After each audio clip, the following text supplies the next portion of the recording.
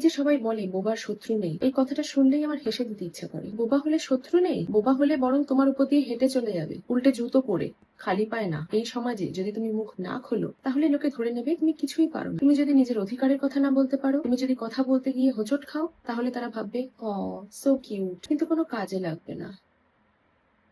এখনকার দুনিয়ায় কিউটনেসে চাকরি হয় না। মিনমিনে লোকের জন্য কোথাও কোনো সিট রাখা নেই। যদি অফিসে কেউ তোমাকে ঠকায় আর তুমি চুপচাপ থাকো, তাহলে তারা ধরে নেবে এটা রোজ করা যাবে, তুমি সেফ টার্গেট। যদি হাতে গুছিয়ে কথা না বলতে পারো, যতই ভালো রেজাল্ট থাকুক, একটাই রিপ্লাই আসবে, এবং সবাই করে, ইভেন আমিও করি, thank you, we will get back to you. এই ডায়লগটা সাউন্ড এফেক্ট হয়ে তোমার জীবনে বাঁচতে থাকবে। এটা রিয়েলিটি চেক দিই, এই যুগে কাজ জানার চেয়েও জরুরি কি জানো? কাজটাকে বোঝাতে পারা। কমিউনিকেশন স্কিল না থাকলে কম্পিটেন্স কোনো কাজে আসে না। এবং না, এটা অন্য কারোর দোষ না, দোষ তোমার। তুমি যদি এটা এখনো ভাবো আমি তো ভালো, মানুষ নিজে থেকে বুঝবে। নো মাই ডিয়ার, কেউ নিজে থেকে বুঝবে না। তুমি না বললে কেউ জানবেই না তুমি কে। তাই চুপ করে বসে থাকার সময় শেষ। মুখ খোলো, কথা বলো, শক্ত করে বলো, গুছিয়ে বলো, এমন ভাবে বলো তারা না শুনে যেন না পারে। এটা কি কঠিন? হ্যাঁ। এটা কি অসম্ভব? একদমই না। চর্চা করো, কথা বলো, নিজের সাথে নিজে কথা বলো, আয়নার সামনে দাঁড়িয়ে টেক টক দাও। আর মনে রেখো, চোখের জল দিয়ে কেউ ইমপ্রেসড হয় না, কিন্তু মুখ খুলে ঠিকঠাক ঝাড় দিলে সবাই চুপ হয়। বোবা হয়ে থাকলে এই দুনিয়ায় কেউ তোমার সাইড নেবে না। তোমার ভাষাটাই তোমার সুপার পাওয়ার।